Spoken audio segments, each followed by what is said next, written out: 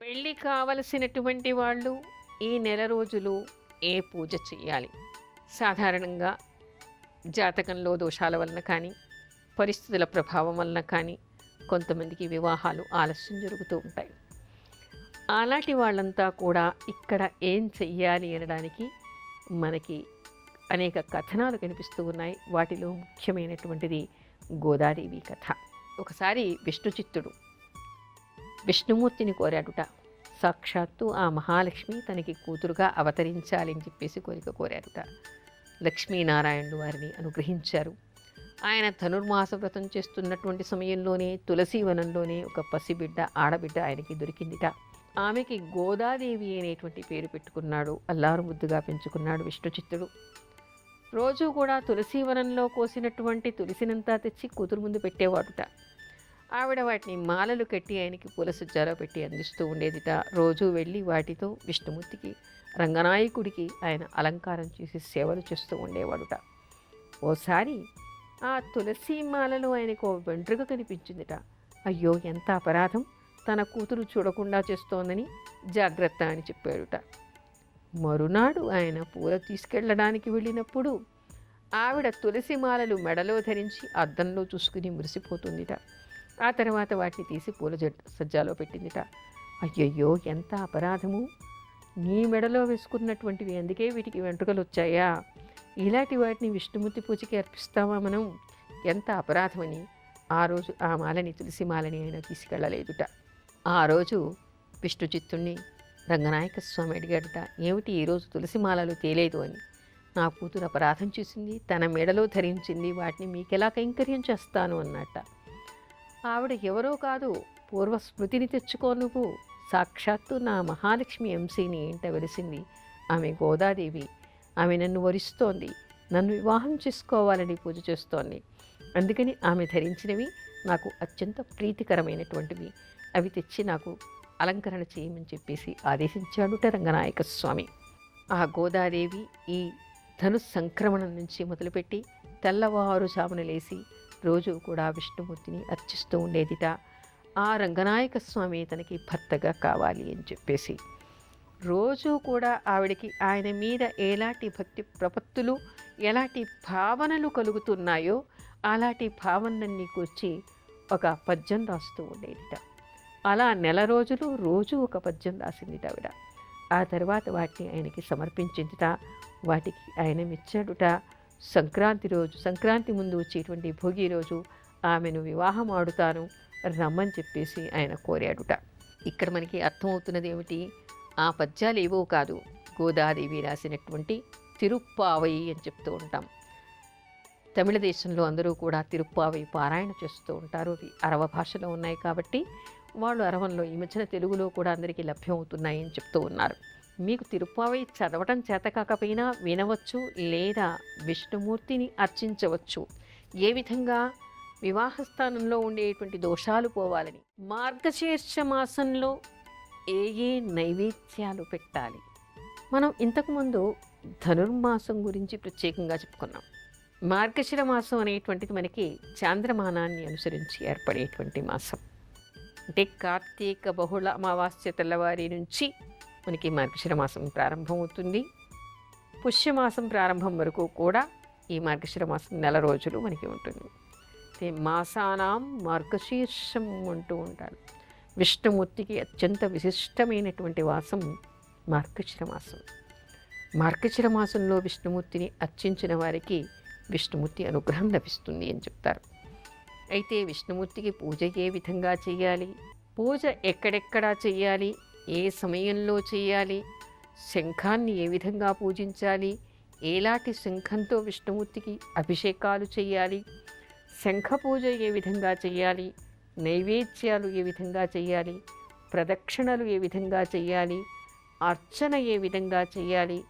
ఏకాదశి వ్రతం ఏ విధంగా చేయాలి?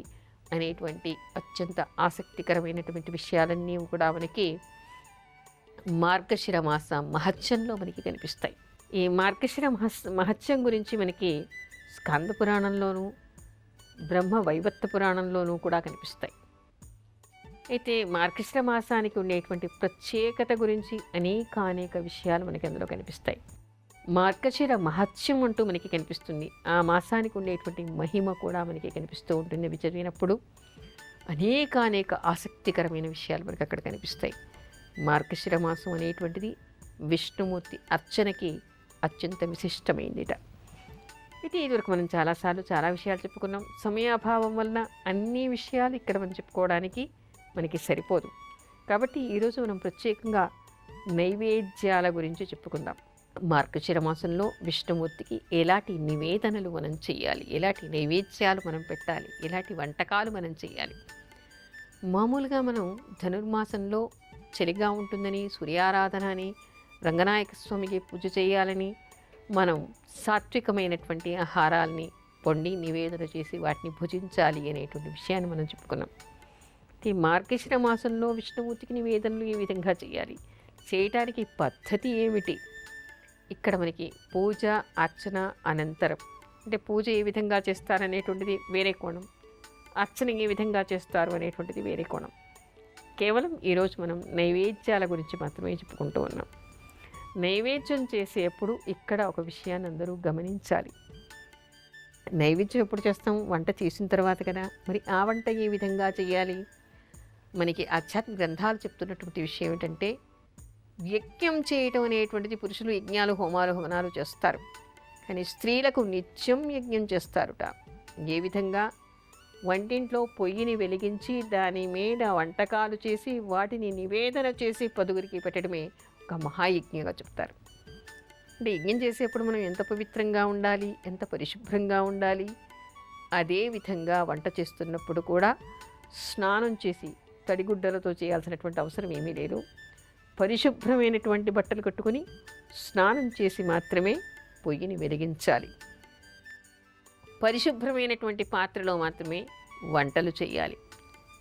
కొంతమంది కుక్కర్లు కడుక్కోరు, పొయ్యి మీద పెట్టేటువంటి పెనాల్ని కడుక్కోరు, రొట్టెల పీటని కడగరు.